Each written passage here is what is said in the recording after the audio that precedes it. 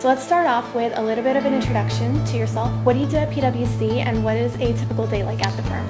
Yeah, of course. So what I do at PWC is that my primary role is a manager in the insurance practice in the Oakville office. I have a client base that's pretty diverse, all the way from technology companies to an automotive company, public pharmaceutical companies. So I spend a lot of my time auditing my clients and providing business advisory services to them. Typical day is very difficult to answer because, in my opinion, I've been there for about 6 years now, and I can truly say that no 2 days have been the same. So aside from my manager assurance role, I'm also one of the national faculty instructors, so I go across the country teaching accounting, auditing, soft skills, interpersonal skills, instructing materials to associates all the way to managers across the country. So, and then on top of that, I do a lot of interviewing as well. So once or twice a year, I help out with the whole campaign that takes place, interview new associates, summer students, co-ops, full-times. So as you can kind of see, like no 2 days really are the same. Like there was a month where I was in Vancouver pretty much for a week teaching. The next week after, I was in Amsterdam auditing. The week after that, I was back here for an audit committee. Then I went down to the US for another business meeting. It just kind of shows you the diversity and how, what you kind of learn in a textbook, and when you think about accounting, you don't think of it being so exciting and so interesting, but in fact, when you're actually part of the game, like it's a lot of fun. It really is. So what skills do you think are absolutely key to having a good quality, a high quality audit, and to have it be successful? Yeah, so I mean, a quality audit is probably what every audit team strives for. In my opinion, there are three really important skills that an auditor needs to encompass. First and foremost, it's your bare bone technical knowledge of not only accounting but also auditing methodology, because it's evolving every month, it's evolving every week. Standards are changing, auditing standards are changing, accounting standards are changing, so you have to stay on top of your technical knowledge. But here at PWC, like we always have, like for example, from an auditing perspective, my least favorite part of auditing and accounting is in fact the technical stuff. I find that to be very dry and very boring. So what I like about the firm is that there are actually a whole bunch of resources that we can tap into. So I can reach out to someone in our accounting consulting services team and ask them, hey, help me out with this complex accounting issue. Or there's online materials we could always read. So there's always resources that can help us out with our technical knowledge and material. The second important skill that an auditor needs to encompass is professional skepticism. So that pretty much means that when I enter my client's offices and the building, and then when the client provides me a set of trial balance or draft financial statements, I need to understand what's management's bias to screw around with those numbers, for example. So for example, if they provide me a trial balance, it says, you know what, Fahad, accrued liabilities is $50 million. How do I know that it shouldn't be $60 million or $70 million or even $10 million or even $1,000, right? So in order for me to really deliver a quality audit, I need to have a very questioning mindset. And for me to know that, like I have to understand the client's biases. Like what is management's incentive to, for example, are they trying to increase their bonus payout? By increasing the bonus payout, are they trying to inflate their accrued? You know, there are a lot of concepts that we need to consider as part of a quality audit and in order to be very skeptical as well. But most importantly, I think the skill that is utmost required as an auditor is your interpersonal skills. Mm-hmm. So again, when I mentioned that in order to deliver a quality audit, we need to be very skeptical, we need to have technical knowledge, but in order to have those two together, we need to be very kind of, our interpersonal skills need to be up there. So at PWC and in any other accounting firm that provides assurance services, we don't sell inventory. Like PWC doesn't have inventory or products that we sell. What we literally sell are relationships.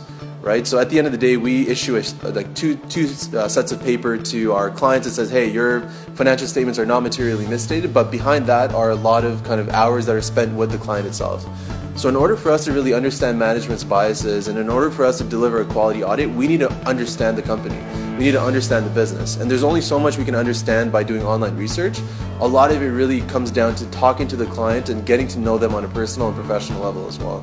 So that's why interpersonal skills, in my kind kind of opinion, is probably the most important skill to have. And that's what truly differentiates one firm or one auditor from another, is how they build that relationship with their client. I'll tell you one thing. So having graduated university 6 years ago, I can tell you that what you learn in a textbook versus what you apply on a daily practical working life basis is very, very different. I've probably used, and I've asked a lot of people the same question, I've probably only used 10 to 12% of my knowledge that I gained in accounting, auditing, statistics, calculus courses at university, and the rest of my accounting knowledge actually came from learning on the job itself. So when I was learned about CATs, so CAATS, so computer assisted auditing techniques or tools, similar to yourself, I would always question, like, what are those? Like, how do you even apply those on a daily basis, right? On a job. And being on the other side now, I can tell you that it's very different than what you learn in a textbook point of view. So back in 2016, one of the big four firms in Australia, they partnered up with IBM to integrate their cognitive technology, IBM Watson, into their service lines with a focus in audit and assurance. So now IBM Watson, it can think like a human, it can learn, it can communicate. So it's basically anything and everything but a human. And they say that it can analyze a whole large amount of data, like you mentioned earlier with Halo, and it can basically identify anomalies and discrepancies. What really struck my attention is that, yes, it's a game changer, and according to them, this technology is here to stay. But when they were going through their hiring cycle, they were strictly looking for people with STEM skills. They wanted, from architects to analytical consultants and so on and so forth. There wasn't really much of a demand for just simple commerce skills, the skills that we are exposed to as students. So what does that mean for us students? Should we really be pursuing STEM degrees or continue taking that traditional route? Yeah, that's a fantastic question, and having interviewed hundreds of people, having helped out hundreds of people with their resumes and just guiding people in their careers, I can truly say that if all what we do in university is what you learn in a textbook, and you're going day out, day in, just trying to hit that A level mark, that B plus, that B, and you don't care about anything else, you're not going to succeed in the workplace. As I mentioned before, I've only used 10 to 14% of my knowledge that I gain in university on my job. But the rest of the percentages is really the interpersonal skills that I fostered during university.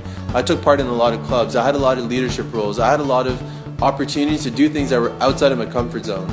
And the way I like to think about it is that university is a time, it's like an incubator for your human mind and for your personal skill set. This is the time to do things that you're not comfortable doing, such that when it's actually time for you to do those things in a real life setting, you're very comfortable doing it. So the way I like to think about it is you're trying to make yourself comfortable in the uncomfortable zone here in university. So I really think that academics are very important. The shift right now, like the mindset needs to completely be shift from being so marks focused and marks driven to more so like real life situations, real life scenarios, right? Teaching people soft skills, teaching people negotiation skills, teaching people how to write, teaching people how to talk. Like that's what employers are looking for. They're not looking for book smart people. They're not looking for people that can read a textbook, memorize definitions, memorize concepts, and come down a day or two later and just spit out that information on a sheet of paper.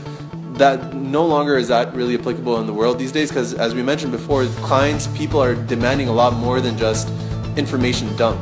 They're demanding information that's kind of implemented and analyzed in a way that's beneficial to them, right? And unless you practice those kind of skills and mindset here in university, you're not going to succeed in the workplace.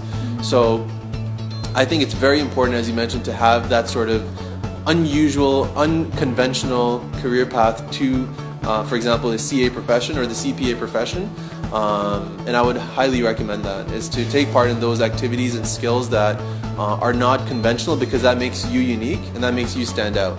And the people that stand out to me and to the firm and to any firm are those individuals that have a story, right? So if I ask you what is your story and all you can share for your story is, hey, I got a 95% throughout university, I'm going to turn my back and be like, hey, you know what, that's great, but I'm going to move on to the person that has a 70% university but has a story to tell, someone that's lived a life that has something to share.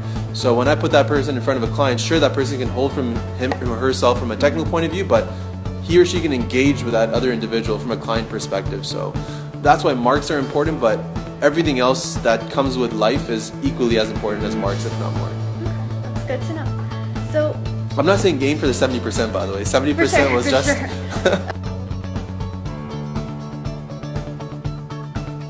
You mentioned that you help people out with resumes and their whole career paths.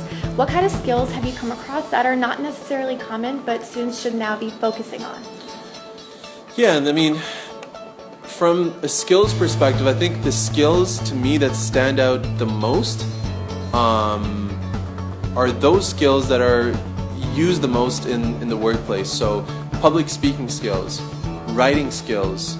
I see a lot of people doing Toastmasters. Like, that's all fantastic stuff, because now when you're in front of a client and you have to explain a difficult situation, or you're put on the spot and everyone's looking at you in the audit committee and it's your time to speak in front of the CEO of a huge hospital, those skills are going to come in handy. Those skills when you were standing in front of 300 people at a Toastmasters club or whatever club and you had to make a presentation, you're going to remember that you went through that situation back then. Sure, you might have done great, you might not have done great, but you've at least had exposure to such grand skill sort of moments in your life. So I feel like those skills are the ones that come into play the most.